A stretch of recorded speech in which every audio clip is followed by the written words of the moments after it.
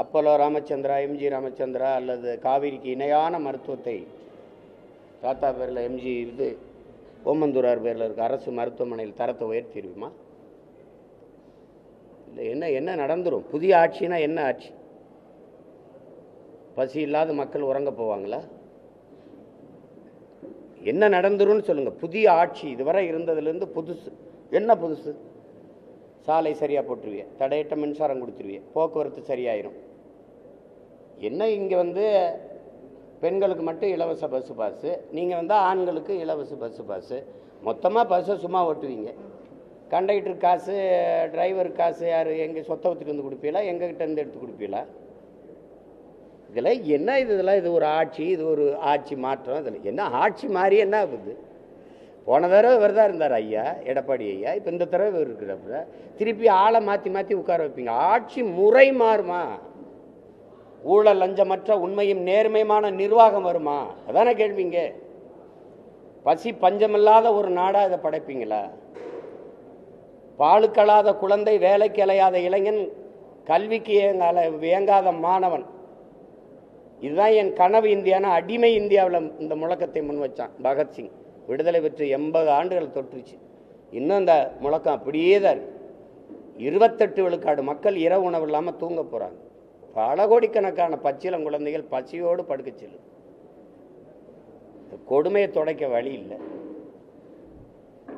தாலிக்கு தங்கம் கொடுப்பாங்க, அதே குடிக்க வச்சு அதே தாலியை அவங்களே அறுப்பாங்க. இதெல்லாம் ஒரு ஆட்சி முறை, இதெல்லாம் ஒரு ஆட்சி. போய்கிட்டே இருக்கும்போது பேருந்து சக்கரம் கலண்டு ஓடும். இந்த பஸ் ஓசையாக ஓடனா இல்லை காயிலாங்கலையில் போடக்கூடிய பல இரும்பையெல்லாம் பஸ்ஸுன்னு கட்டி ஓட்டிக்கிட்டு இவங்க பண்ணுற பாடு. ரேஷன் அரிசி போடுறீங்க இலவசம். எந்த அமைச்சர் வீட்டில் அதை வாங்கி சமைப்பீங்க? எந்த சட்டமன்ற உறுப்பினர், பாராளுமன்ற உறுப்பினர், அது மாமன்ற உறுப்பினர் வீட்டில் சமைப்பீங்க?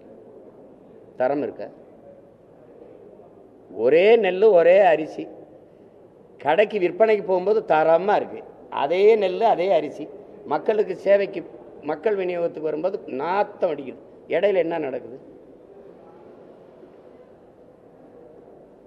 ஒரு மாறுதல் சொல்லுங்க. ஆட்சி மாறும்னே, புதிய அண்ணே, புத்தம் புதுசுன்னு சாலையெல்லாம் சவக்குழியாக இருக்காங்க. அருமையான சாலைகள், தடையற்ற மின்சாரம். ஐயோ, மழை நீர் அப்படி விழுந்த உடனே எங்கே விழுந்ததா இல்லையான்னு தெரியாது, உருண்டு ஓடிடும். அப்படியே சிங்கப்பூர் மாதிரி, அமெரிக்கா மாதிரி, அப்படியே மலேசியா மாதிரி அப்படி ஓடிடும். அப்படியே தான் இருக்கா. அந்நிய முதலீட கொண்டு வர எல்லா நாட்டுக்கும் புரியல. அங்கேருந்து கொஞ்சம் நிர்வாகத்தை கொண்டு வரக்கூடாதா? சிங்கப்பூர்லாம் இப்படி தான் இருக்கா? இப்படி தான் மலேசியா, இப்படி தான் மற்ற நாடுகள்லாம் இருக்கா? வெள்ளத்தில் மிதக்குதா? சாலையில் நீர் தேங்குதா? 60 ஆண்டுகளாக ஆண்டு தலைநகரிலே தண்ணி வடிஞ்சோட வாய்க்கால் வெட்டாத நீங்கள் என்ன ஆட்சி மாதிரி என்ன ஆக போகுது சொல்லுங்க தம்பி? வெள்ளத்தில் மிதத்து விட்டு வெள்ள நிவாரணம் கொடுக்கறதெல்லாம் ஆட்சி. வெள்ள நீர் வெள்ளல் நீர் தேங்கி மக்களை மிதக்க விடாமல் தடுக்கிறது இருக்கோ, வெள்ளம் வடிந்து ஓட எவ்வளவு மழை பெஞ்சாலும் போய் இந்த இடத்துல சேரும்டான்னு அதுக்கு வழி செய்யறதான் ஆட்சி. அப்படி ஆட்சி வருமா? வருமா? அப்புறம் புதிய போடுறீங்க. ஆட்சி முறையில் மாற்றம் சொல்லி நீங்களும் பல தேர்தல் தனித்தான் போயிட்டு வரீங்க. வரக்கூடிய சட்டமன்ற தேர்தலில் 4 முறை போட்டி இல்லை, 3 முறை போட்டி தான் பெரும்பாலும் சொல்லிட்டு வராங்க. இதுக்கு என்ன காரணமாக இருக்கீங்க? உங்களை சேர்க்க மாட்டாங்க இந்த போட்டியில் இல்லை, அவங்க ஒரே கொள்கையில் இருக்கிற கூட்டத்துக்கு போட்டி. எனக்கு யாருமே போட்டி இல்லையே. உலகத்தில் ஒரு போட்டி சொல்லுங்கள், இல்லை இந்திய துணைக்கண்டத்தில் ஒரு போட்டி சொல்லுங்கள். என் கோட்பாட்டுக்கு சொல்லுங்கள். சாமிக்கு பேசுவியே, வாழுகிற பூமிக்கு பேசுகிற ஒரு கட்சி சொல்லுங்கள். நான் மலையை பேசுனா, மரத்தை பேசுனா, கடலை பேசுனா, மணலை பேசுனா, தண்ணீரை பேசுனா சிரிக்கிறீங்க. இதெல்லாம் இல்லாமல் நீங்கள் வாழ முடியும்னு நினைக்கிறீங்களே? உங்களுக்கு படிப்பறிவு எதுக்கு? உங்களுக்கெல்லாம் எதுக்கு பள்ளி கல்வி? என்ன அறிவியல்னு ஒரு பாடம் படிக்கிறீங்க, புவியியல்னு ஒரு பாடம் படிக்கிறீங்க, எதுக்கு படிக்கிறீங்க? மனிதர்கள் இல்லாமல் மரங்கள் வாழ்ந்துடும், பறவை பட்சிகள் வாழ்ந்துடும். ஆனால் அது இல்லாமல் நீங்கள் வாழ முடியுமா? இப்போ இந்த அடிப்படை தெரியாதவன் நீ எப்படி? இயற்கையின் பரிணாமத்தில் கடைசியாக வந்த சமூக விலங்கு இந்த மனிதன். இத்தனை விலங்குகள் இருக்குது, இத்தனை உயிரினம் இருக்குது. ஏதாவது இயற்கைக்கு பேரிடர் இருக்கா? இந்த மனுஷ பயலால் தான். காரணம் இந்த பேராசை. மீனம்பாக்கத்தில் விண்ணூர்தி நிலையம் இருக்கிறது தேவை. 5000 ஏக்கரில் பரந்தூரில் கட்ட போகும்போது பேராசை. முதலாளிகளின் லாப தேவை. ஏற்கனவே என் தாத்தங்க பேரில் 2 துறைமுகம் இருக்குது. ஒன்று தாத்தா காமராஜ் பேரில், இன்னொரு என் பாட்டை வஉசி பேரில். அது போதும். 6111 ஏக்கரில் துறைமுகம் கட்ட போகிறேங்கிறது தேவையில்லை, பேராசை. கோயம்பேடு பேருந்து நிலையமே எனக்கு போதும். யாரும் எங்களுக்கு வசதி இல்லைன்னு வீதியில் நின்று போராடல, பேருந்தை மறித்து போராடலை என் மக்கள். அப்புறம் 410 கோடிக்கு கிளாம்பாக்கத்துக்கு எதுக்கு தூக்கிட்டு போனேன்? எதுக்கு தூக்கிட்டு போனேன்? பேராசை, கமிஷன். ஏதாவது வேற ஏதாவது காரணம் இருக்கா சொல்லுங்க. 2050 அப்படி வரணும். 50 ஆண்டு கழிச்சு பறந்து போறவங்களுக்கு வசதி செய்யறிய விண்ணூர்தினி. பசியோடு இருக்கவனை பத்தி கொஞ்சம் யோசி. அதாவது பறந்து போறவனை பத்தி கவலைப்படுற. 8 வழிச்சாலை எதுக்கு? வேகமா சென்னைக்கு போய் என்ன பார்ப்ப? சினிமா பார்ப்ப, இல்ல சீரியல் பார்ப்ப, இல்ல சிந்திச்சு எதுவும் படைக்க போறிய? என்ன பண்ண போற? ஏதோ ஒன்று மலையை வெட்டி ரோடை போட்டுறணும், காடை அழிச்சு ரோடை போட்டுறணும், வேகமாக போகணும். வீட்டுக்கு போவியா சுடுகாட்டுக்கு போவியா? எல்லாத்தையும் போட்டுட்டு. அதில் அவங்க தெளிவாக தான் சொல்கிறாங்க, எனக்கு யாரும் போட்டி இல்லை. எனக்கு போட்டி இருக்கா? என் கருத்துக்கு போட்டி இருக்கா? ஒருத்தர் இருமொழி கொள்கைம்பாரு, ஒருத்தருக்கு கொள்கைனாவே என்னன்னு தெரியாது. நான் ஒரே மொழி கொள்கை தமிழ், என் உயிர் மொழி கொள்கை தமிழ்ங்க. எம்மொழியும் கற்போம் நாங்கள் வாழ, எங்கள் மொழி தமிழில் கற்போம் எங்கள் இனம் வாழ. இந்த கோட்பாடு யாராவது சொல்லுவாங்களா? அவர்கள் திராவிடர்கள் என்கிறார்கள், நாங்கள் தமிழர்கள் என்கிறோம். அப்போ அவர்களுக்குள்ள தான் போட்டி. அவர்கள் ஊழல் லஞ்சம்ங்கிறாங்க, நாங்கள் உண்மை நேர்மைங்கிறோம். அவர்கள் வாக்குக்கு காசு கொடுக்குறாங்க, நாங்கள் வாக்கை விற்கக்கூடாதுங்கிறோம். மதிப்புமிக்க கருவி ஜனநாயகத்தில் மக்களுக்கு இருக்கிற மதிப்புமிக்க வலிமையான உரிமை வாக்குங்கிறோம், அதை விற்கக்கூடாதுங்கிறோம். என் மக்களை வாக்கை விற்கிற சந்தையா மாற்றினது யாரு? இந்த கட்சிகள். ஓட்டுக்கு காசு கொடுக்குற கட்சிகளுக்குள்ள போட்டி. அப்போ அவங்க சரியாக தானே சொல்கிறாங்க. நான் வாக்குக்கு காசு கொடுக்க மாட்டேன். அவங்க ஒரு தொகுதிக்கு 30 கோடி 15 கோடி 20 கோடின்னு செலவு பண்ணுவாங்க. நான் அந்த வட்டி காசை கூட செலவு பண்ண எங்கள்கிட்ட வசதி இல்லை. அப்போ வேற தானே, நாங்கள் அந்த போட்டியில் இல்லை தானே. ஏதாவது சரிதான் அண்ணன் சொல்கிறது. போட்டியில் இல்லை, அவங்க எனக்கு போட்டி இல்லை, எனக்கு யாருங்க போட்டி இல்லை. தேர்தலுக்கு தேர்தல் அணி மாறி கட்சி மாறி தேர்தலை எதிர்கொள்றாங்க. அப்போ மக்களை முட்டாளா நினைக்கிறாங்கங்கிறது என்ன கேள்வி? என்ன நினைக்கிறாங்க தான். மக்களுக்குள்ள அந்த ஒரு அறச்சீற்றம் இல்லை. அது ஐயா சகாயம் ஏதாவது அடிக்கடி கொடுப்போம். அறச்சீற்றம் இல்லை. ஒரு சினந்து எழுதுறாங்க, அது கொஞ்ச நேரம் இருக்குது. அப்போ இந்த தேர்தல் நேரத்தில் அப்படி தனியுது, அது தனிஞ்சிருது, அது ஒரு சின்ன சமரசமாயிருது, சகிப்புத்தன்மை வந்துடுது. அவங்களுக்கு தெரியாத அந்த தொடர் சகிப்புத்தன்மை தான் அடிமை பிறக்கிறான்னு தெரியல. அடிமை உணர்வு எங்கே பிறக்குது? அநீதியை கண்டு அச்சம் கொள்ளாமல் துணிந்து எதிர்ப்பவன் எவனோ அவனே உண்மையான ஜிகாத்துங்கிறாங்க, புனிதமான போராளிங்கிறாங்க நபிகள். ஆனால் இங்கே அப்படி இல்லையே. அநீதியை கண்டு அச்சம் கொண்டு எதிர்த்து நிற்க துணிவில்லாமல் சமரசம்,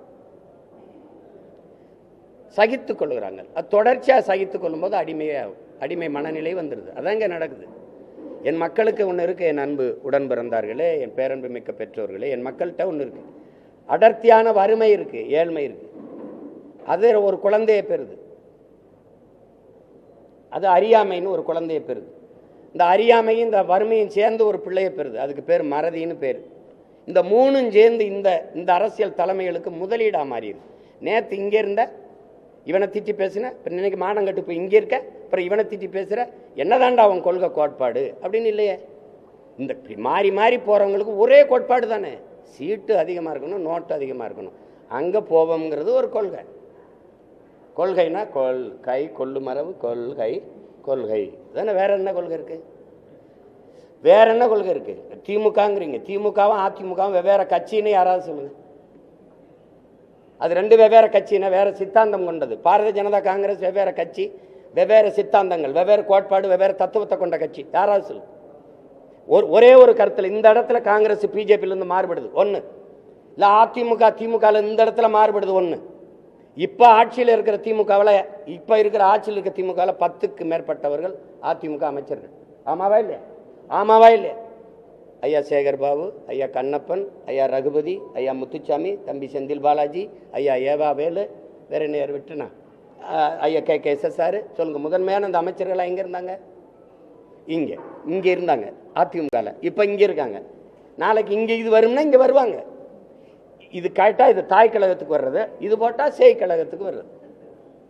அப்போ இது சொர்ணாக்கா, திமுக ஒரு சொர்ணாக்கா, அப்புறம் இங்க இருந்து வருது ஒரு வர்ணாக்கா வருது, அப்புறம் இங்க வாசிது இல்லை, அப்புறம் சொர்ணாக்கா டைப் வரும். உங்களுக்கு புரியுதுன்னு இருக்கு. தாயை போல் பிள்ளை, நூலை போல் சேலை. தாய் கொடுமைக்காரியா இருந்தா பிள்ளை அப்படியே கோகில வாணியா பிறந்துருமா என்ன? இது கொடுமை. இதை ஒரு ஏமாத்தி இந்த ஜனத்தை நாங்கள் ஆட்சியை மாத்துறோம், அதை தூக்கி எரியணும். எங்க எறிவேன்? யாரை வச்சு எறிவேன்? தீமைக்கு மாற்றப்படி தீமை. நபிகளாட்ட போய் கேட்கிறாங்க, இந்த தீமையை எப்படி ஒழிப்பீர்கள் நபிகளே? நன்மையை வச்சு தானே. நன்மை எங்க? யாரு நன்மை? நெருப்புக்கு எப்படி நெருப்பு எப்படி மாற்றாகும்? நெருப்பை வச்சு எப்படி அணைப்ப? ஒரு தண்ணீர் வேணது யாரு? திமுகவுக்கு மாற்ற அதிமுக எந்த வழியில் எப்படி? ஒரே ஒரு இடத்துல வந்தா டாஸ்மார்க்க மூடிடுவாரு. சொல்லு, ₹1 கமிஷன் வாங்க. பணி அமர்வா, பணியிட மாற்றமா, பணி உயர்வா, 5 பைசா வாங்க மாட்டார். ஒண்ணு யாராவது அவர் வந்தா மலையை காப்பார், காட்டை காப்பார், நீர்வள நேரி எல்லாம் பாதுகாக்கப்படும். அப்படி இருக்கும். ஏதாவது ஒரு மாறுதல் சொல்லுங்க. அதிகபட்ச வளர்ச்சி இந்த நாடு கட்டமைக்கிற வளர்ச்சி கடன் வளர்ச்சி. 5 லட்சம் கோடி விட்டு போய் 10 லட்சம் கோடி கடன் வளர்ச்சி. வேற எது வளர்ச்சி இருக்கு தம்பி? நீங்க சொல்லுங்க. எல்லாம் படிச்ச பிள்ளைங்க தானே, ஒன்று சொல்லுங்க. என்ன வளர்ச்சி இருக்கு? சும்மா பேசிக்கிறலாம். கூட்டணி வச்சு கூடி கொள்ளையடிச்சா சரியாயிருமா? எந்த அடிப்படையில் அணி சேர்றீங்க? எந்த அடிப்படையில்? இது என்ன அரசியல்? தேர்தல் வந்தவொடனே யார் எங்க போறது, அவர்கள்ட்ட எவ்வளவு பேசுறது, இவள்கிட்ட இது கேவலம். இதெல்லாம் இந்த பேரம் பேசுறது பொலிட்டிக்கல் ரெவல்யூஷன் அப்படின்னு தான் வருது. எல்லாம் அரசியல் மாறுதல், அரசியல் புரட்சி அப்படின்னு தான் வர்றாங்க.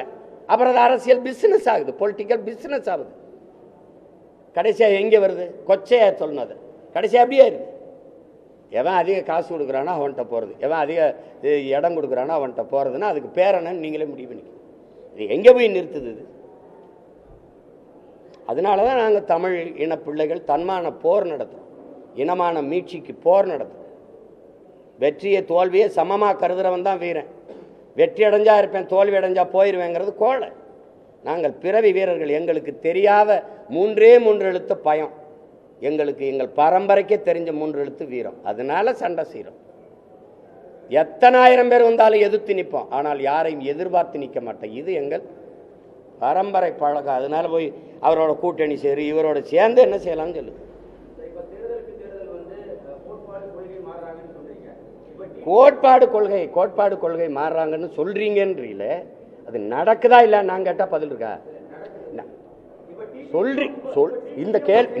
உங்க கேள்வி எவ்வளவு தவறா இருக்கு. சொல்றீங்களே அப்படின்னா நான் இல்லாத ஒன்றை சொல்ற மாதிரி நீங்க சொல்ல வரீங்க. யாரை நீங்க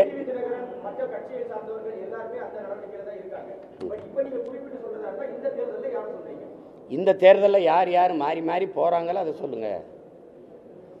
நீங்க நான் என்ன கேட்குறேன், ஒரு கட்சியோட போய் கூட்டு சேர்ந்து தேர்தலை சந்திக்கணும்னா அந்த கட்சியோட நின்னா தான் வெல்ல முடியும்னா தனியா கட்சி எதுக்கு? ஒன்றும் பேச மாட்டேங்கிறீங்க.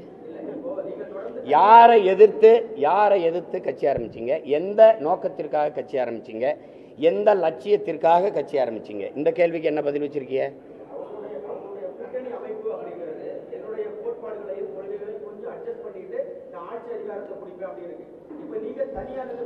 அட்ஜஸ்ட் பண்ணி நீங்க அட்ஜஸ்ட் பண்ணுங்க, ஆட்சி அதிகாரத்தை பிடிங்க. என்னத்தை பண்ணீங்க? அட்ஜஸ்ட் பண்ணி ஆட்சி அதிகாரத்தை பிடிச்சு மக்களுக்கு செஞ்ச ஒரே ஒரு நல்லது, ஒரு நல்லது தான் கேட்கிறேன். ஒரு நல்லது.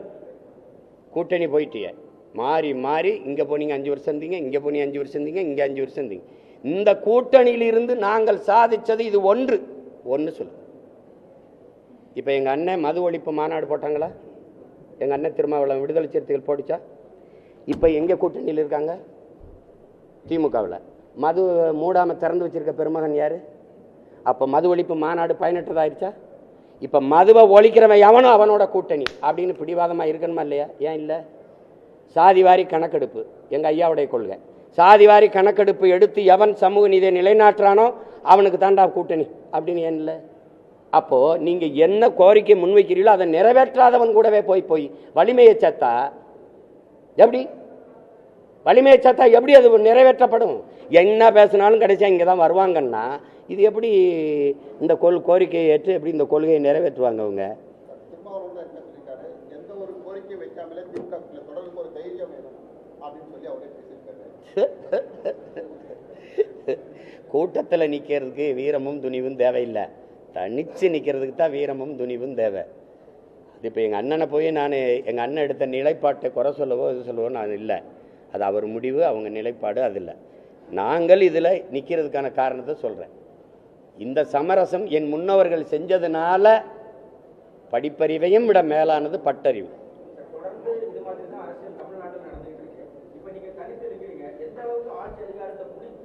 தொடர்ந்து இதுதான் நடக்குதுன்னு நீங்க தம்பி சொல்றீங்க. தொடர்ந்து நடக்குது என்பதற்காக ஏற்கனம்னு இருக்கா, இல்ல அதை மாற்றணும்னு இருக்கா? தனியா நின்று மாற்றமா இல்லையான்னு பாருங்க. 1.1 4.5 லட்சம் வாக்கு வாங்கின ஒரு அரசியல் கட்சி இந்திய பெருநிலத்தில் வாழ்ந்ததாக சரித்திரம் சொல்லுங்க, வளர்ந்ததாக சரித்திரம் சொல்லுங்க.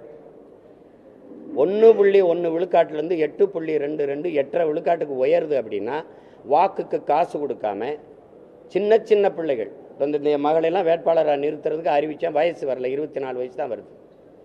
அப்போ அந்த மாதிரி சின்ன சின்ன பிள்ளைகள், அறிமுகமில்லாத பிள்ளைகள், அவர்களை நிறுத்தி எளிய பின்புலத்திலிருந்து வர பிள்ளைகள் வாக்குக்கு காசு கொடுக்காமல் மக்களின் நன்மதிப்பை பெற்று 36 லட்சம் வாக்கை தொட்டு 3வது பெரிய கட்சியாக அங்கீகரிக்கப்பட்ட ஒரு மாநில கட்சியாக உயர முடியுதுன்னா இது வளர்ச்சியா இல்லையா? இது வெற்றி அங்கீகாரமா இல்லையா? இது வெற்றியா இல்லையா?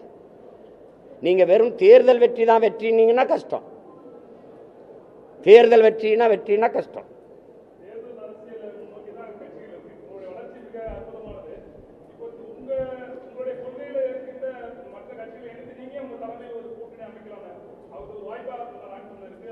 என் கொள்கையை எதிர்த்து தான் இங்கே நிறைய கட்சிகள் இருக்க வெளியே ஏற்று ஒரு கட்சியும் இல்லை. நீங்களே சேர்த்து விடுங்க. நீங்க எல்லாருமே பெரியாருங்கிறீங்க 3 கட்சியும். நான் எங்கள் இனத்தின் முன்னோர்கள் எல்லாருமே எங்களுக்கு பெரியாருங்கிறோம். உங்களுக்கு புரியுதா? அதே ஐயா பெரியாரே எங்கள் தாத்தா முத்துராமலிங்க தவிர பெரியாருன்னு எழுதுறாப்புல. எங்களுக்கு எங்கள் அண்ணன் புதுவரை எத்தனதுரை வந்து எங்கள் தாத்தா கியாப்பை விஸ்வநாதர் தமிழ் இனத்தின் பெரியார்னு பேசுறது இருக்கு. எங்களுக்கு ஒவ்வொருத்தனும் பெரியார். அப்போ கோட்பாட்டு அளவில் நாங்கள் மாறுபடுறோம். இந்திய துணைக்கண்டத்தில் இந்திய பெருநிலத்தில் எந்த ஒரு இனம் தன்னை திராவிடன் என்று வரையறுத்துக் கொள்ளும்.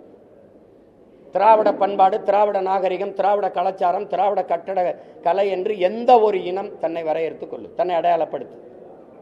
என்னை ஏன் உலகத்தின் தொல்குடியை மூத்த ஒரு பேரினத்தை, என்னை ஏன் என் அடையாளத்தை திராவிட அடையாளமாக மறைக்கிறேன்? சாதிய இழிவை தொடைத்தெறிய போராடுவதை விட செத்து ஒழிவது மேலானது. தொடைத்தெறிய போராடாமல் இருப்பதை விட செத்து ஒழிவதே மேலானதுன்னார் புரட்சியாளர் அண்ணல் அம்பேத்கர். அதே தான் நாங்கள் நினைக்கிறேன். எங்கள் மேல் சுமத்தப்பட்ட திராவிட இழிவை தொடைத்தெறிய போராடாமல் இருப்பதை விட செத்து ஒழிவதே மேலானதுன்னு நினைக்கிறேன்.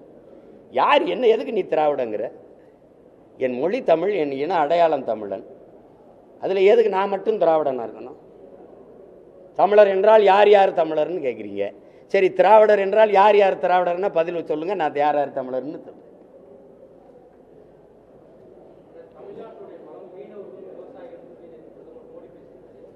இல்லை, அவர் தம்பி கேட்டதுக்கு சொல்லிடுறேன். ஒரு கத்தரிக்காயை நீங்கள் விளைய வைக்கணும்னா அதுக்கு எவ்வளோ காலம் கொடுக்குறீங்க? ஒரு தக்காளியை விளைய வைக்க எவ்வளோ காலம் கொடுக்குறீங்க? விதையை போட்டு வீட்டுக்கு வந்தவொடனே தக்காளி பூத்து காய்ச்சிருக்காது இல்லை? ஒரு குறைஞ்சது 60 நாள் காத்திருக்கீங்கல்ல? அப்போ அந்த 60 நாள் கூட காத்திருக்க முடியாதவன் பலனை அனுபவிக்க முடியாது. அப்போ நீங்கள் ஒரு மாறுதலை விரும்புகிறவன் கொஞ்சம் காலங்களை இதுக்கு விலை கொடுத்து தான் தீரணும். ஏற்கனவே கட்டமைக்கப்பட்ட ஒரு கோட்பாட்டை தகர்த்து புதிய ஒரு கோட்பாட்டை உருவாக்க நினைக்கிறவன் கொஞ்சம் விலை கொடுக்கணும். உடனே மாறிடும் அப்படின்னா அது இந்த மாற்றத்துக்கு மதிப்பு இருக்குது. உங்களுக்கு புரியுதுன்னு நினைக்கிறேன். மாறுதல் என்பது ஒரு மகத்தானது. அது எல்லாருக்கும் விருப்பமாக இருக்குது. ஆனால் அது கொஞ்சம் காலம் எடுத்துறது. அந்த காலம் வரை சகித்து கொள்கிற மனநிலையில் என் மக்கள் இல்லை. அதனால என்ன ஆயிருதுன்னா இருக்கிறத வச்சு ஏதோ பண்ணிடுறோம்ப்பா, நடந்தா நல்லது தான், ஆனால் நடக்கணுமே இப்படின்னு ஒரு சகிப்புத்தன்மை இருக்குது. அதையும் சேர்த்து மாற்றணும். அது கொஞ்சம் காலம் எடுக்கும். நான் இல்லைன்னா என்ன என் மக வெல்றா, நான் வெல்லலைன்னா என்ன என் மக வெண்டுட்டு போகிறா, என் மக வெல்லலைன்னா என்ன அவள் புள்ள வெண்டுட்டு போகிறான். ஆனால் எங்கள் ஐயா சொல்வார்ல தேவர மகன்ல, நான் ஒரு மரம் வைக்கிறப்போ ஆனால் அதில் பழம் யார் சாப்பிடுவா? சாப்பிட நான் இருக்க மாட்டேன், உன் மயம் சாப்பிடுவான், அப்புறம் அவன் புள்ள சாப்பிடுவான். விதை நான் போட்டது. இப்போ இந்த விதை யார் போட்டது? எனக்கு என் முன்னவன் போட்டான். இப்போ நான் தண்ணி ஊற்றி வளர்க்குறேன். இந்த மரத்தை என் பிள்ளை எப்படின்னு சாப்பிடுறது என்ன இருக்கு? ஒரு தன்மானத்தோட நிற்கிறேன் பாருங்க ஒரு தமிழன். அங்கே போனேன், 10 சீட்டு கை கட்டினேன், இவன் கூப்பிட்டா போனேன்னு எங்கேயும் போனாங்க நினைச்சதை. இப்போ இவ்வளோ நேரம் பேசிருக்கேன்ல, இவ்வளோ நேரம் உங்களை சந்திச்சு ஒரு தலைவரை பேச சொல்லுங்க.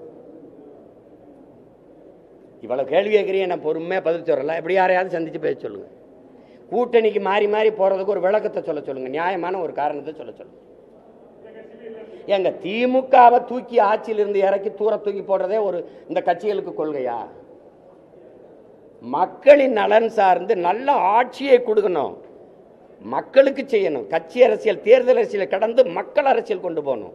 விளம்பரம் செய்தி அரசியலை கடந்து சேவை அரசியல் செயல் அரசியல் கொண்டு போகணும். என் மக்களுக்கு அப்படி செய்யணும். அதுதான் இருக்க முடியும். திமுகவை ஒழிச்சிடணும். திமுக அப்புறப்படுத்திட்டு பேயை விரட்டி விட்டு பிசாசை உட்கார வைக்கிறது, பிசாசை விரட்டி விட்டு மறுபடியும் பேயை உட்கார வைக்கிறது இல்ல? எப்படி எங்க ஊர்ல சொல்லுவான், மதவாத கட்சிய தம்பி தம்பி மதவாத கட்சியை முதல்ல கதவை திறந்து கூட்டிட்டு வந்த ஆள் யாரு தம்பி? கோலம் போட்டு அப்படி வாசல்ல பூசணியில பூ வச்சு வர வச்சது யாரு? தெரியாது யாரு? அதை ஏன் சத்தமா சொல்ல மாட்டேற? கேள்வி மட்டும் சத்தமா கேட்கிற தம்பி. கால் உண்ட விட மாட்டோம். அவன் ஏன் ராசா கால் உண்டான்? நீ ஏன் தோல்ல தூக்கிட்டு வரிய ராஜா? அவன் ஏன் கால் உண்றான்? இந்த பிஜேபி எதிர்ப்பு, திராவிட இந்த திமுகவோட பிஜேபி எதிர்ப்பு, இந்த ஆரிய எதிர்ப்பு, எங்களெல்லாம் ஆரிய அறிவரடி இது சொறிகிறது, இதெல்லாம் இவங்க பேசிட்டு இருப்பாங்க காலங்காலமா. நீ பங்காளி பங்காளி, நாங்க தான் பகையாளி. இந்த ஐயா பாக்கியராஜ் சின்ன வீடுன்னு ஒரு படம் எடுத்திருக்காப்ல, அந்த படத்தை நீங்க சோறுட்டியை பாருங்க, இப்ப கூட தட்டி பாருங்க. அந்த அம்மாவை அந்த கல்பனாவை இப்படி கட்டி பிடிச்சுக்கிறாப்ல, இப்படி இந்த அம்மாவை இந்த பக்கம் பார்க்க விட மாட்டாப்ல, இப்படி கட்டி பிடிச்சிட்டு இந்த பக்கம் சின்ன விட ஒரு அப்பாட்டி ஒரு அம்மா வச்சிருப்பாப்ல, அந்த அம்மாவுக்கு பூவை கொடுத்துருப்பாப்ல. இதுக்கு பேர் என்ன தெரியுமில? திராவிடத்தின் ஆரிய எதிர்ப்பு. பிஜேபியை நுழைய விடாம எதிர்க்கிறது. இங்க வந்து எங்களை அப்படி மறைச்சு முகத்தங்கிட்டு பார்க்க விடாம, ஏய் பிஜேபி உள்ள வந்துடும், ஏய் ஆர்எஸ்எஸ், ஏய் பிஜேபி, ஏய் பிஜேபி பி டீம் கீ டீம், இங்க சைட்ல புகுத்து இப்படி இப்படி இப்படி கேவலம். இதை போய் பேச்சு. நீங்க ராஜ்நாத் சிங் ஐயா வந்து ஒய்எம்சிஏ மைதானத்தில் ஐயா கருணாநிதி அவர்கள் பணத்தை வெளியிடும் போது 5 ஆண்டு கால பாரதிய ஜனதா ஆட்சியை நிலைக்க வச்சு நாடெங்கிலும் பாரதிய ஜனதா வேலுன்றதுக்கு பரவுவதற்கு காரணமாக இருந்த பெருந்தகைன்னு சொன்னாரா? இல்லை. காணொலி உங்களுக்கு அனுப்பிட்டா நீங்க போடுறீங்களா? இல்லை, நீங்களாம் தான் ஒளிபரப்புனீங்களே. அப்புறம் ஏதோ சும்மா சொல்லிக்கிட்டு இருப்பாங்க தம்பி, உள்ள வந்துடும் உள்ள வந்துடும். உள்ள எங்கிட்டு வரும்? நீங்க ஒரு பேச்சு, நீங்க ஈவேராவை எதிர்த்தால் ஆரிய அந்த பிஜேபி மதவாத கும்பலுக்கு வாய்ப்பு, அது வளர்ந்து வரும். எப்படி வளரும்? இந்த செடிக்கு தண்ணி ஊற்றினா இந்த செடி தான் வளரணும்னு சொல்லணும். இந்த செடிக்கு நீங்கள் தண்ணி ஊற்றிங்க இந்த செடி வளர்ந்துடும். சீமானுக்கு போட்டால் பிஜேபி வந்துடும். டே எனக்கு போட்டால் நான் தாண்டா வருவேன். இந்த அடிப்படை அறிவு கூட இல்லை. நம்ம வீட்டில் சுவிட்ச் போட்டால் அந்த வீட்டில் எரியுங்கிறது. ஒரு கூமட்டை கூட்டத்தை வச்சுக்கிட்டு நீங்கள் என்ன தியாகி பேசிட்டு இருக்கிறது. எங்கே எதிர்த்தாங்க? ஒரு ஈடின்னு போடுங்க, ஈடி இந்தா வரேன் மோடி ஓடின்னு போடுறது. அப்புறம் போட்டு என்ன எல்லாம் தெரிஞ்சுக்கிட்டு என்னை போட்டு கேட்டுக்கிட்டு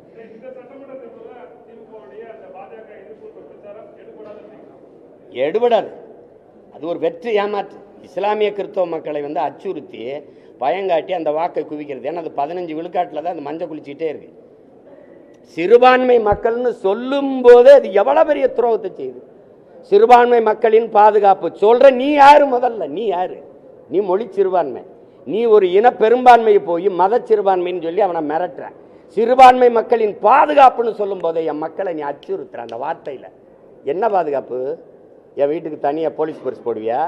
இல்லை வாட்ச்மேனா நின்று பாதுகாப்பியா? யார் நீ? முதல்ல ஒரு ஒட்டுமொத்த நாட்டு மக்களின் பாதுகாப்புன்னு பேசுறவன் தான் தலைவன். அங்கதான் இந்து இஸ்லாம் கிறிஸ்தவன் பௌத்தன் எல்லாருக்குமான பாதுகாப்பு இருக்கு. அதுல என்ன ஸ்பெஷல் போர்ஸ் போடுவியா? கிறிஸ்தவ இஸ்லாமியனுக்கு பாதுகாப்பு, சிறுபான்மை பாதுகாப்பு. நீ யாரா? முதல்ல நீ யாரா? Who are you? நீ யாரு? நீ பெரும்பான்மை. எப்படி பெரும்பான்மை? எப்படி பெரும்பான்மை? மதம். உலகத்துல எங்கடா மதம் ஜாதியை வச்சு மனிதனை கணக்கிட்டு இருக்கான்? மடப்பல மொழி இனமா தாண்டா உலகம் புறா கணக்கிடுவான். அப்ப நாங்க பெருத்த தேசியனத்தின் மக்கள். என் மொழி தமிழ், என் குடி தமிழ், நான் ஏற்றிருக்கிற சமயம் மார்க்கம். என் சமயம் இந்த கிறிஸ்தவம், என் மார்க்கம் இஸ்லாம், என் சமயம் இன்னைக்கு இந்துன்னு இருக்குது. அன்னைக்கு நான் சைவனா இருந்தேன், வைணவனா இருந்தேன், இன்னைக்கு சமணனா இருந்தேன், சீக்கியனா இருந்தேன், பௌத்தனா இருந்தேன், இப்ப இந்துன்னு வருது. அஸ்பர்லா இந்துன்னு வருது. அப்ப நான் அப்படித்தான் நீ இது பண்ணணுமே ஒழிய இங்க வந்து ஒரு நாட்டு குடிகளை நீங்க சிறுபான்மை. எப்படி பாதுகாப்பு? எங்க வச்சு பாதுகாப்பு? என் வீட்டு வாசல வேல்கம்பு வெட்டர் வாளோட நிப்பி அப்படியே பாதுகாக்க? சரி, உங்களை என் மக்கள் ஓட்டு போட்டுன்னு 60 வருஷமா பாதுகாத்து வச்சிருக்கான பதவியில் உட்கார வச்சு நீ எங்களை பாதுகாக்கிற. ஒரு பீத்தல், ஒரு பைத்தியக்காரத்தனமா அந்த பிதற்றல். எங்க கூட்டமும் நம்பி போய் இது இதை பாதுகாக்குதுன்னு ஓட்ட போட்டு அவன் அந்த பதவியில் உட்காந்துட்டு தன்னையும் தன் குடும்பத்தையும் தன் சகாக்களையும் வச்சுக்கிட்டு சொத்தை பாதுகாத்துட்டு வசதியாக உட்காந்துருக்கான். வேற என்ன பாதுகாப்பு? இதுல பிஜேபி வந்துடும். பிஜேபி ஒரு ஆண் மகனா சொல்றா, வீர மகனா சொல்றா, நான் இருக்கிற வர வராது, என்னை தாண்டி தான் அந்த கோட்டை அவன் தொடணும் அப்படி சொல்லு. வந்துரும் பிஜேபின்னு சொல்றதுக்கு ஒரு தலைவன், ஒரு கட்சி, அது ஒரு ஆட்சி. மானங்கள் சொல்லணும்ல, வர விட மாட்டேன். என் மக்கள் தைரியமா இருங்க, வராது. பாரதிய ஜனதாவோ அந்த கட்சிகளோ வந்து இந்த நாட்டுக்கு மக்களுக்கும் செய்ய வேண்டிய நன்மை ஒண்ணும் இல்லை. ஏன்னா நாங்க அதை செஞ்சிருவோம். அப்படி சொல்லு, அப்படி சொல்லு. பாரதிய ஜனதா வந்து காங்கிரஸ் வரலாமா? காங்கிரசுக்கும் பாரதிய ஜனதாவுக்கும் எந்த இடத்தில் கொள்கை மாற்றத்தை இந்த திராவிட திருவாளர்கள் பெரியவர்கள் எந்த இடத்தில் வளர்க்குவீங்க? காங்கிரஸ் தலைவர்களை சொல்லுங்க. பிஜேபி இந்த இடத்துல இருந்து நாங்க மாறுபடுறோம். இது மதவாதமா? பாரதிய ஜனதா இடிச்சது, RSS இடிச்சது மசூதியை இடிக்க அனுமதித்தவன் எவன்? தம்பி நான் கேட்கிறேன், நான் இந்த இலங்கை தூதரகத்தை முற்றுகையிட்டு போராட போறேன். 1 கிலோமீட்டருக்கு அங்கேயே நீ தடுப்பணை போட்டு பேரிக்காடை போட்டு நீங்க போராடிட்டு போன்னு சொல்றீங்களா இல்லையா? ஆளுநர் மாளிகை முற்றுகை எங்க தடுப்பீங்க? 1.5 கிலோமீட்டர் 2 கிலோமீட்டர் முன்னாடி தடுப்பீங்களா இல்லையா? அப்ப எப்படி கரசபை வந்து மசூதி ஏறி இடிக்கும்னு தெரியாம எப்படி உளவுத்துறை என்ன பண்ண? ஒரு ஆண்டு என்ன பண்ணுச்சு? அப்ப 3 கிலோமீட்டருக்கு அங்க தடுத்து நிறுத்தாம என்ன பண்ண? அனுமதிச்ச. அண்ணல் அம்பேத்கர் பிறந்த தினத்தை வந்து நீ வந்து உலக நாட்டின் கருப்பு தினமா மாற்றணும். தாழ்த்தப்பட்ட இந்த இஸ்லாமிய மக்கள் எழுச்சி வரக்கூடாதுன்னு அந்த நாளை கருப்பு தினமா திட்டமிட்டு மாற்றினீங்க. நீங்க எல்லாம் இடிக்க அனுமதிச்சா. நீ ராமர் கோயிலுக்கு ஐயா அடிக்கல் நாட்டும் போது மோடி ஐயா கங்க்ராச்சுலேஷன் ராகுல் காந்தி வாழ்த்து சொல்றாரு. எங்க மாறுபடுது? எங்க மாறுபடுது? எது ஜிஎஸ்டி இல்லையா? எதுல? நீட்லையா? இல்ல சிஏஏ என்ஆர்சி இல்லையா? இல்ல என்ஐஏ இல்லையா? எந்த கொள்கையில? வெளியுறவு கொள்கையிலையா? பொருளாதார கொள்கையிலையா? மருத்துவ கொள்கையிலையா? பாதுகாப்பு கொள்கையில? இந்த இடத்தில் பாரதிய ஜனதா காங்கிரஸ் முற்றிலும் மாறுபடுது. ஒரே ஒரு ஒன்னு சொல்லு, ஒன்னு சொல்லுங்க, ஒன்னு சொல்லுங்க. அதனாலதான் சொல்றோம், கொடியில் வண்ணம் மாறும், கொள்கையில இவங்களுக்கு என்ன மாறாது. பூரா திருட்டு போயிடுங்க. நீ பேசிட்டு நீ என்னமா பிஜேபி வந்துடும், பிஜேபி வரக்கூடாது, காங்கிரஸ் வரலாமா? இந்த நாட்டில் தமிழ் மக்கள் படுகிற அவ்வளவு துயரத்திற்கும் காரணம் யாரு? காங்கிரஸ். 500 டிஎம்சி 450 டிஎம்சி வந்துகிட்டு இருந்த தண்ணி, காவிரியில் வந்துகிட்டு இருந்த தண்ணியை தரவிடாம தடுத்தது யாரு? வழக்கு போட்டதா ஐயா கருணாநிதி. அந்த வழக்கை திரும்ப பெறுங்கன்னு மிரட்டி அந்த வழக்கை திரும்ப பெற வச்சது யாரு? அம்மையார் இந்திரா காந்தி. கச்சத்தீவை தான் தோன்றித்தனமாக எடுத்து சிங்களனுக்கு தாரை பார்த்து கொடுத்தது இந்தியாவோடதா அந்த நிலப்பரப்பு? என்னோடது. என் பாட்டன் சேதுபதி எடுத்து கொடுத்தது யாரு? நீங்க. ஒரே ராத்திரியில் சினிமாவோ பண்டார நாயக்கா சாஸ்திரி கையெழுத்து போட்டிய மக்களை நாடற்றவன ராத்திரியில் இறக்கி விட்டவன் யாரு? நீ. இந்த நிலத்தில் இருக்க நச்சு திட்டம், அணு உலை, ஸ்டெர்லைட், மீத்தேன், ஈத்தேன் எல்லாத்தையும் கையெழுத்து போட்டு கொடுத்தது யாரு? நீ. கல்வியை மாநில பட்டியலிருந்து பொதுப்பட்டியல் தூக்கிட்டு போனது யாரு? நீ. அப்புறம் நீ வந்து புதுசா என்னமோ எங்களுக்கு எல்லாம் நல்லது செய்யப்படுற, நல்லது செய்யப்படுற. என்ன செய்யப்படுற? முதல்ல அந்த நாட்டில் இந்திய திணிச்சு இந்த நாட்டில் என் தாய்மொழி அழிக்க துடிச்சது நீ. என்ன சொல்லுங்க, ஏதாவது சொல்லுங்க. என்ன நீ இதுல இருந்து மாறுபட்டுட்ட? அப்ப பிஜேபி வரக்கூடாது, காங்கிரஸ் வரலாமா? ஒரு தேசிய இனத்தின் விடுதலை கனவை அழிச்சு நாசமாக்கின கட்சி காங்கிரஸ். கண்ணு முன்னாடி என் இனத்தை கொன்று வச்ச கட்சி அதிகாரம் காங்கிரஸ். சிங்களனுக்கு கனவில் கூட என்ன வராது தமிழர்களை வென்றுவிட முடியும்னு. அவனுக்கு 2 கரமும் கொடுத்து, வட்டி இல்லாத கடனை 80,000 கோடியை கொட்டி கொடுத்து, ஆயுதம் கொடுத்து, பயிற்சி கொடுத்து, போர்க்கப்பலை கொடுத்து என் மக்களை அழித்து ஒழிக்க வைத்தது இந்த காங்கிரஸ் கட்சி. அதன் ஆட்சி கூட நின்னது இந்த திமுக. நீங்க பேசிக்கிறீங்க இந்த காங்கிரஸ் இனத்தை கொண்டு வச்ச காங்கிரஸ் வரலாம். அதை எப்படி அனுமதிக்கிறா? 2 பேருமே வரக்கூடாதுன்னு சொல்ல. அப்ப தனி ஆண்மகன். இந்திய கட்சி எதுக்குன்னு கேள்வி. சரி, பாரதிய ஜனதா கட்சி நிலைப்பாடு காவிரியில, காங்கிரஸ் கட்சி நிலைப்பாடு முல்லை பெரியாற்றில் காங்கிரஸ் இல்ல கச்சத்தீவு மீட்புல 2 கட்சிக்கும் வேறுபாடு. ஏதோ ஒன்னு சொல்லுங்க, ஒன்னு சொல்லுங்க. எந்த இடத்துல? பாரதிய ஜனதாவே பேசுறியே, காங்கிரஸ் வரலாமா? ஏன் அதை குட்டி வர?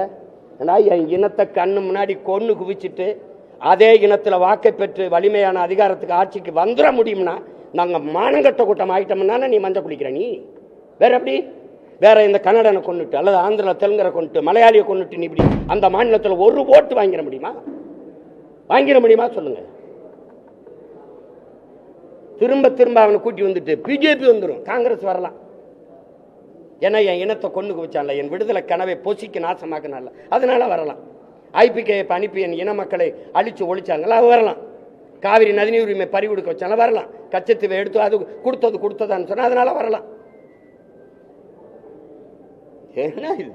என்னது? எத்தனை காலத்துக்கு இதையே பேசிட்டு தீருவீங்க தம்பி? எத்தனை காலத்துக்கு இதையே பேசிட்டு தீருவாங்க இவங்க? ஒரே ஒரு காங்கிரஸ் கட்சி தலைவரை இந்த பாரதிய ஜனதாவிலிருந்து இந்த இடத்துல நாங்க மாறுபடுறோம். அது மதவாத கட்சி. நீ மிதவாத கட்சியா? அவன் we are all Hindus சும்பா. நீ yes we are all Hindus சும்பா. வேற அவன் சவுண்டு இந்துத்துவா, நீ சாப்பிட்டு இந்துத்துவா. வேற என்ன சொல்லுங்க? 100 விழுக்காடு இந்துக்கள் பிஜேபி, 90 விழுக்காடு இந்துக்கள் திமுக. நான் சொல்லலை, தலைவரே சொல்றாரு என் கட்சியில் 90 விழுக்காடு இருந்துக்கன்னு. இது பிஜேபியின் பீட்டியமா நாங்க பீட்டியமா? சொல்லுங்கப்பா. ஏன்னா என்ன எத்தனை காலத்துக்கு இந்த ஃப்ராடு இந்த புழுகினி வேலையை செஞ்சுக்கிட்டு வண்டி ஓட்டிட்டு இருப்பேன்? ஒரு வீர மகனா நின்னா நீ கவலைப்படாம இரு, வரமாட்டான், நான் இருக்கேன் அப்படி சொல்லு. வந்துருவான் வந்துருவான். இதை சொல்றதுக்கு வந்த பிறகு என்ன பண்றது? வாத்தியாருக்கு சம்பளம் கொடுக்க முடியல, எல்லா காசையும் வச்சுக்கிட்டு தரமாட்டேங்குது. இந்த புலம்புறதுக்கு ஒரு அதிகாரம், 40 பாராளுமன்றம், அதுக்கு ஒரு ஆட்சி. ஏய் என் காசை தரலாம் உனக்கு எதுக்குடா நான் வரி கொடுக்கணும்? ஜிஎஸ்டி கிடையாதுடா, தர முடியாதுடா, சொல்ல முடியாது. சொன்னா என்ன வரும்? ஈடி, அப்புறம் வாரேன் ஓடி, வெரி சாரி மோடி. இதானே இது ஒரு கேவலம். இது ஒரு கட்சிகள் ஆட்சிகள். இதுக்கு